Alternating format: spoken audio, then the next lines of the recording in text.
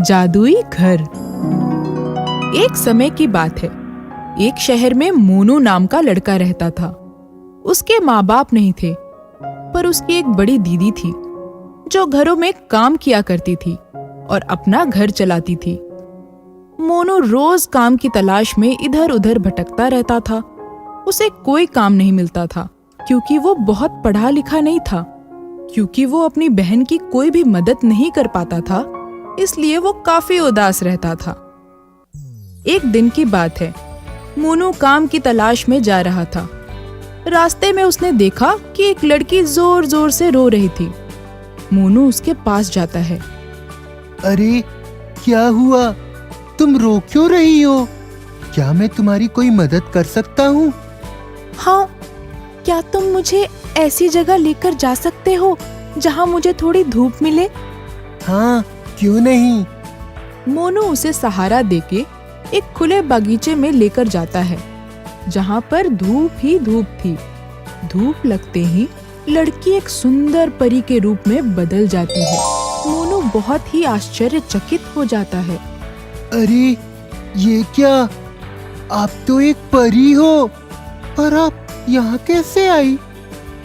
मैं अपनी माँ के साथ यहाँ पर घूमने आई थी, पर मैं पानी में खेलने लगी और मैं भीग गई। मेरे पंख गीले हो गए थे, इसलिए मैं उड़ नहीं सकती थी। और माँ ने कहा जब तुम ठीक हो जाओ तो वापस आ जाना।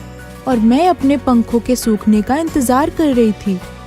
मुझे ठीक करने में तुमने मेरी बहुत मदद की है। तुम एक बहुत ही नेक लड़के हो।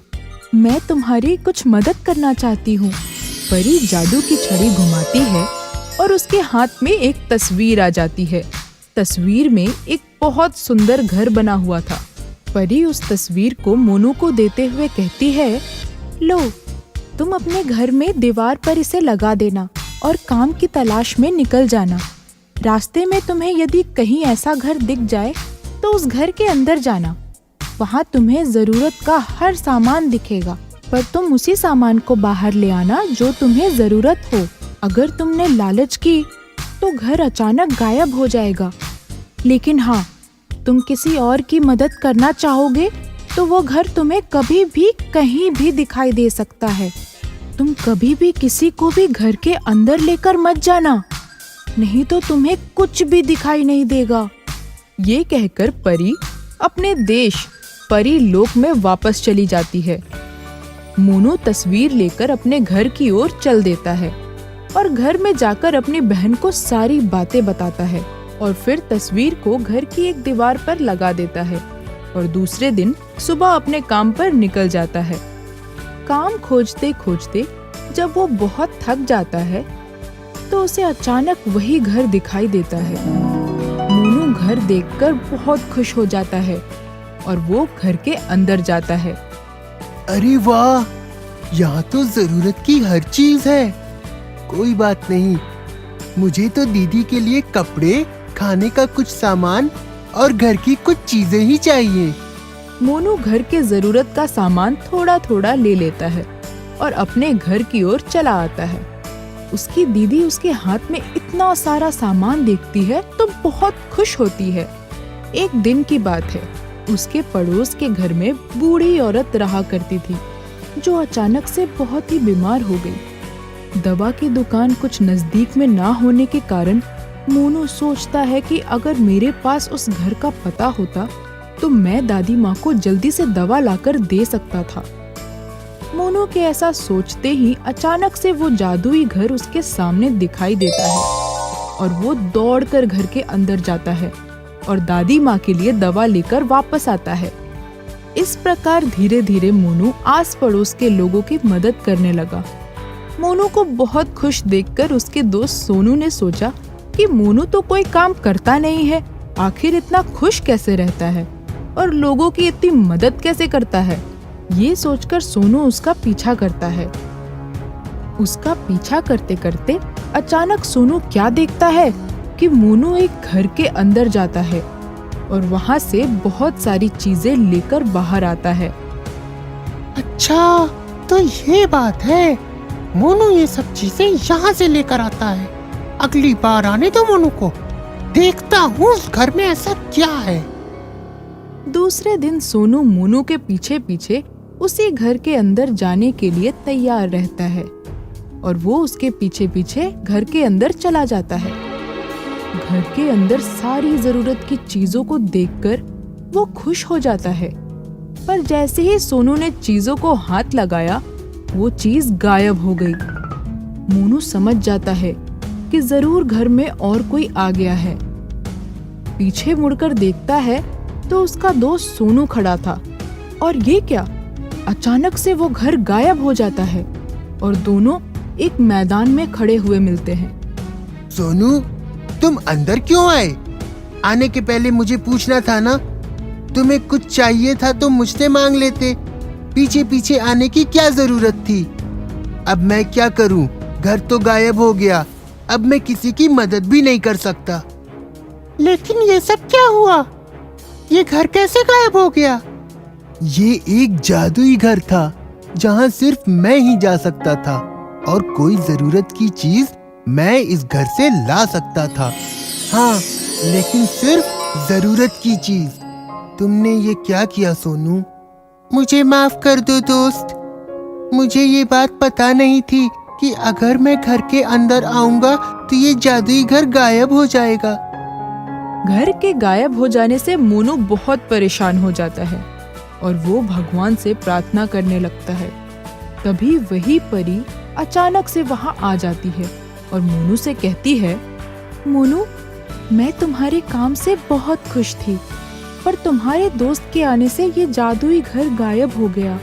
कोई बात नहीं मोनू, अब तुम्हें इस घर की कोई जरूरत नहीं है।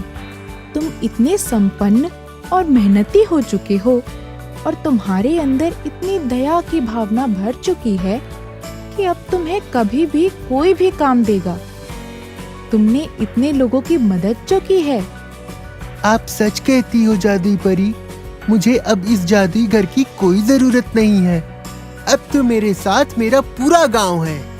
ठीक है मोनू, खुश रहो और खूब मेहनत करो। और इतना कहते ही परी वापस अपने देश चली जाती है। मुझे माफ कर दो मोनू। हमें किसी से बिना पूछे उसके काम में दखल नहीं देना चाहिए और हमेशा दूसरों की मदद करनी चाहिए और अपने आप पर भरोसा करना चाहिए। और मोनू अपने दोस्त सोनू के साथ खुशी खुशी घर चला जाता है। कई साल पहले गांव में एक स्कूल खुला था जहां कई बच्चे पढ़ने जाते थे।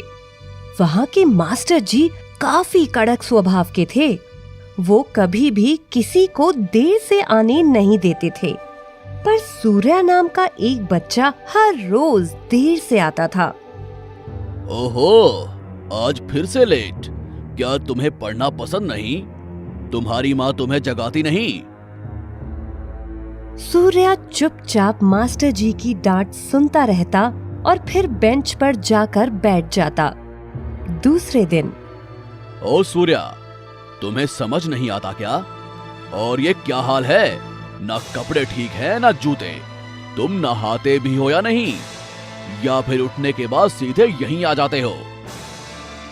मास्टर जी की बातें सुनकर सूर्या हमेशा की तरह खामोश खड़ा रहा और फिर चुपचाप अपनी जगह पर जाकर बैठ गया। इस सूर्या पर तो किसी बात का असर ही नहीं होता। मैं एक काम करता हूँ, स्कूल के बाद मैं इसका पीछा करता हूँ और इसके घर जाकर इसके माता पिता से बात करता हूँ। मन में ऐसे विचार भरकर मास्टर जी स्कूल के बाद आंगन में छुप गए और जैसे ही सूर्या वहाँ से निकला वो उसका पीछा करने लगे। अरे, सूर्या इस होटल में क्यों जा रहा है? यहाँ तो सभी शराबी जाते हैं। कहीं सूर्या किसी गलत संकट में तो नहीं फंस गया? चलो देखता हूँ। मन में ऐसे विचार करते करते मास्टर जी उस होटल के भीतर चले गए तो उन्होंने देखा कि सूर्या वहाँ टेबल साफ कर रहा है। मास्टर जी काफी देर तक सूर्या को देखते रहे। सूर्या एक मिनट भी नहीं रुका। कभी झूठी प्लेट साफ करता, कभी टेबल, और कई बार वहाँ बैठे शराबी उसके कान खींचते, पर सूर्या चुपचाप अपना काम करता रहा। होटल का मालिक भी सूर्या से डांट कर बात कर रहा था, पर सूर्या फिर भी काम करता गया। मालिक, काम हो गया, अब मैं जाऊं? इतनी भी क्या जल्दी है? पहले पूरा फर्श तो धो लो। कल तुम फिर से पढ़ाई का बहाना बनाओगे और निकल जाओगे, तो आज थोड़ा और काम कर लो। मालिक, खाना? आज कुछ नहीं बचा। एक दिन नहीं खाओगे तो मर नहीं जाओगे। पर मालिक। ठीक है, ये लो एक वड़ा पाव, ऐश करो। एक वड़ा पाव के लिए सूर्या को तरसते हुए देखकर मास्टर जी बहुत दुखी हुए, पर उन्होंने देखा कि सूर्या ने उस वड़ा पाव को लेकर अपने बैग में रख दिया और बाहर निकल गया। होटल से निकलकर वो आगे एक झोपड़े की ओर चलता गया। मास्टर जी भी उसका पीछा करते गए और फिर, अरे मेरी प्यारी बहन, क्या कर रही हो? भैया, भूख लगी। आज तुमने खाने के लिए कुछ नहीं रखा। माफ कर दो मेरी प्यारी बहना, ये लो तुम्हारे लिए वड़ा पाव। लाओ लाओ। भैया, तुम्हारा वड़ा पाव कहाँ है? वो तो मैं खा गया। मेरे साथ नहीं खाओगे? नहीं, मेरा पेट काफी भर चुका है, तुम खाओ। सूर्या की अवस्था को देखकर मास्टर जी की आंख भर आई और उन्होंने ठान लिया कि वो जैसे भी बन पड़ेगा सूर्या की मदद करेंगे। दूसरे दिन जब सूर्या देर से आया तो मास्टर जी ने उसे डांटा नहीं, बल्कि स्कूल के बाद रुकने को कहा। सूर्या, तुमने कभी बताया नहीं कि तुम इतनी मुसीबत में हो। मास्टर जी, मैं पढ़ना चाहता हूँ और अपनी बहन को भी पढ़ाना चाहता हूँ, पर पैसे नहीं होने के कारण मुझे काम करना पड़ता है।